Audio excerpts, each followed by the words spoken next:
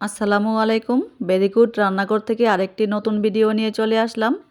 আজকে কিন্তু একদম কম খরচে বাসায় থাকা উপকরণ দিয়ে চায়নাদের মতো কিন্তু তুলতুলে নরম কিন্তু রুটি বানিয়ে দেখাবো। আশা করছি আজকের রেসিপিটি সবার কাছে অনেক বেশি ভালো লাগবে। তাই সবার কাছে অনুরোধ করব ভিডিওতে একটা লাইক দিয়ে না টেনে পুরো ভিডিওটি দেখার জন্য। চলুন নাস্তার রেসিপিটি দেখে নেই। এখানে নিয়েছি একটি বাটি। বাটিতে কিন্তু চায়ের কাপের 1 কাপ ময়দা দিয়ে দেব। আরও 1 কাপ ময়দা কিন্তু দিয়ে দেব। 2 চা চামচ নিয়েছি ইস্ট, এটা দিয়ে দেব। এখন দিয়ে দেব হাফ চা চামচের মতো লবণ। এখন দেব 2 চা চামচের মতো কিন্তু চিনি। এখন হাত দিয়ে কিন্তু শুকনো উপকরণগুলো কিন্তু একটু মিশিয়ে নেব। সব উপকরণগুলো কিন্তু মেপে মেপে দেখিয়ে দেব। যে চায়ের কাপে মেপে 2 কাপ ময়দা নিয়েছি, সেই চায়ের কাপে মেপে কিন্তু 1 কাপ দুধ নিয়েছি। দুধটা কিন্তু কুসুম গরম আছে। দুধ কিন্তু একবারে দেব না, অল্প অল্প দিয়ে কিন্তু মাখতে থাকবো। একটা নরম করে কিন্তু ডো তৈরি করে নিতে হবে। বাকি দুধটাও কিন্তু এখন দিয়ে দেব। দিয়ে কিন্তু ভালো করে মেখে নেব। আমি কিন্তু আরও একটু দুধ নিয়েছি, আর একটু দুধ কিন্তু লাগবে। এখন দিয়ে কিন্তু ভালো করে মেখে নেব। 1 কাপ দুধ দেওয়ার পর কিন্তু অল্প একটু দুধ লেগেছে। ডোটাকে মসৃণ করে মেখে নেওয়ার জন্য কিন্তু এখানে 2 চা চামচের মতো তেল দিয়ে দেব। এখানে কিন্তু আমি সয়াবিন তেল দিয়েছি। এখন কিন্তু ভালো করে কিন্তু মেখে নেব। এই ডোটা ঢাকনা দিয়ে ঢেকে রেখে দেব 30 মিনিটের মতো। 30 মিনিটের মধ্যে কিন্তু এটা সেট হয়ে যাবে। চুলায় কড়াই বসিয়ে কিন্তু সয়াবিন তেল দিয়ে গরম করে নিয়েছি। 2টা পেঁয়াজ কুচি করে নিয়েছি, এটা দিয়ে দেব। পেঁয়াজগুলো কিন্তু কয়েক সেকেন্ড ভেজে নেব। একটা টমেটোর টুকরো করে কেটে নিয়েছি, এই টমেটোটা দিয়ে দেব। টমেটো কিন্তু কয়েক সেকেন্ড ভেজে নেব। বাসায় থাকা উপকরণ দিয়ে কিন্তু আজকে নাস্তাটি বানাবো। এইখানে এখন কিছু গুঁড়ো মশলা ব্যবহার করব। এখন দিয়ে দেব স্বাদ মতো লবণ, 1 চা চামচের মতো মরিচের গুঁড়া, হাফ চা চামচের অর্ধেক হলুদের গুঁড়া, আর দিয়ে দেব 1 চা চামচের মতো চাট মশলা। এখন সব কিছু কিন্তু ভালো করে মিশিয়ে নেব। চাট মশলার পরিবর্তে কিন্তু গরম মশলাও দিতে পারবেন। এখন দিয়ে দেব একটা ডিম। ডিম কিন্তু আমি আস্ত রাখবো না, ডিমটা কিন্তু ভেঙে নেব।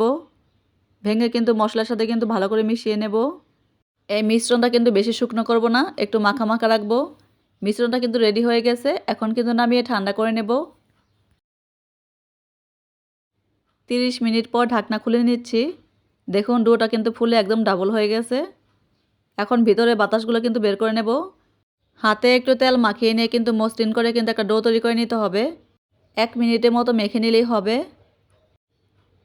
একটা পিঁড়ি নিয়েছি, পিঁড়ির মধ্যে কিন্তু একটু তেল লাগিয়ে নেব। এখানে কিন্তু কোনো আটা ময়দা আমি ব্যবহার করব না। এখন কিন্তু ডোটা কিন্তু পিঁড়ির উপর নিয়ে নেব। বেলুনির ব্যবহার ছাড়াই কিন্তু হাত দিয়ে কিন্তু এভাবে ছড়িয়ে নেব। ডো কিন্তু অনেকটাই নরম, খুব সহজে কিন্তু এই কাজটা করা যাবে। বড় একটা রুটির মতো বানিয়ে নিয়েছি। ডিমের যে পুরটা বানিয়ে রেখেছিলাম সেটা পুরোটাই দিয়ে দেব। আপনারা কিন্তু ডিমের উপর দিয়ে কিন্তু চিজও দিতে পারবেন। আমি যেহেতু কম খরচে আজকে নাস্তাটি বানিয়ে দেখাবো, এই কারণে কিন্তু চিজ ব্যবহার করব না। এখন কিন্তু মুখটা ভালো করে কিন্তু লাগিয়ে নেব। খুব সহজে কিন্তু লাগিয়ে নেওয়া যাবে। ভালো করে কিন্তু মুখটা লাগিয়ে নিতে হবে, যাতে ভিতরে পুরটা না বেরিয়ে আসে। এখন কিন্তু রুটিটা উল্টিয়ে নেব। এখন কিন্তু হাতের সাহায্যে ঘুরিয়ে ঘুরিয়ে কিন্তু একটা রুটির মতো বানিয়ে নেব। আলতো হাতে এইভাবে চেপে নিলে কিন্তু রুটির মতো হয়ে যাবে। একটা গোল কিন্তু রুটির মতো বানিয়ে নিয়েছি। একটা কাঠি নিয়েছি, কাঠি দিয়ে কিন্তু উপর দিয়ে একটু ডিজাইন করে নেব। দেখতে একটু ভালো লাগবে তাই। ডিজাইন ছাড়াও কিন্তু নাস্তাটি দেখতে ভালোই লাগবে। ডিজাইন করার সময় একটু খেয়াল রাখতে হবে যাতে ভিতরে পুরটা না বেরিয়ে আসে। আস্তে আস্তে কিন্তু ডিজাইনটা করতে হবে। এখন রুটিটা ঘুরিয়ে নিয়ে কিন্তু সাইড দিয়েও কিন্তু এইভাবে দাগ কেটে নেব। ছুরির পিছন সাইড দিয়েও কিন্তু ডিজাইনটা করে নেওয়া যাবে। সুন্দর একটা ডিজাইন কিন্তু হয়ে গেছে। একটা রাইস কুকারে ছাঁকনি নিয়েছি। ছাঁকনির উপর কিন্তু প্রথমে তেল ব্রাশ করে নিয়েছি। এখন রুটিটা কিন্তু সাবধানে কিন্তু ছাঁকনির উপর দিয়ে নেব। চুলায় একটি হাঁড়িতে পানি দিয়ে কিন্তু পানি ফুটিয়ে নিয়েছি। এখন ছাঁকনিটা কিন্তু হাঁড়ির উপর ভালো করে বসিয়ে নেব। একটা ঢাকনা দিয়ে কিন্তু ভালো করে ঢেকে নেব। এখন চুলার আঁচ মিডিয়ামে রেখে 10 থেকে 15 মিনিটের মতো কিন্তু ভাপিয়ে নেব। 15 মিনিটে বেশি কিন্তু সময় লাগবে না। 15 মিনিট পর কিন্তু ঢাকনাটা খুলে নেব। দেখুন রুটির কালারটা কিন্তু চেঞ্জ হয়ে গেছে। রুটিটা কিন্তু অনেকটাই ফুলে গেছে। এখন কিন্তু নামিয়ে একটু ঠান্ডা করে নেব। একটু ঠান্ডা হওয়ার পর কিন্তু রুটিটা কিন্তু হাত দিয়ে কিন্তু উঠিয়ে নেওয়া যাবে। আজকের রেসিপিটি যদি ভালো লাগে তাহলে ভিডিওতে একটা লাইক দিবেন প্লিজ। রুটিটা কিন্তু একদমই নরম তুলতুলে হয়েছে, একদমই কিন্তু পারফেক্ট হয়েছে। রুটিটা কিন্তু আমি এখন কেটে দেখিয়ে দেব। কাটা দেখলে কিন্তু বুঝতে পারবেন। দেখুন রুটির ভিতরটা কতটা লোভনীয় হয়েছে আর কতটা সফট হয়েছে। আপনারা কিন্তু এইভাবে কিন্তু বাসায় ট্রাই করে দেখতে পারেন। এই ধরনের একটা রুটি আপনারা রেস্টুরেন্ট থেকে কিনতে গেলে কিন্তু অনেক টাকা খরচ পড়ে।